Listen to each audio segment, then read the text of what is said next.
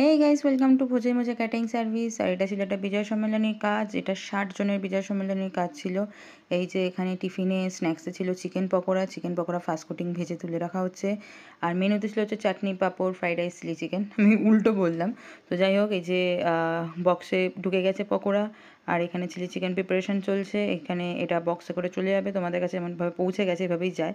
আর এখানে এই যে সব প্রিপারেশন তৈরি হয়ে গেছে, চিলি চিকেনের গ্রেভি তৈরি হচ্ছে, দেখতেই পাচ্ছ। আর আমরা পৌচঙের সস ব্যবহার করি, এর আগেও দেখিয়েছি।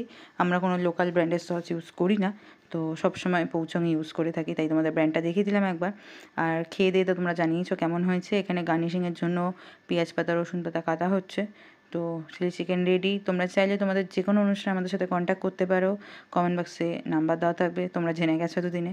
আর এভাবেই ভালোবাসা দিয়ে যাও, আর অবশ্যই কমেন্ট করে জানিও কাজটা তোমাদের দেখে কেমন লাগলো।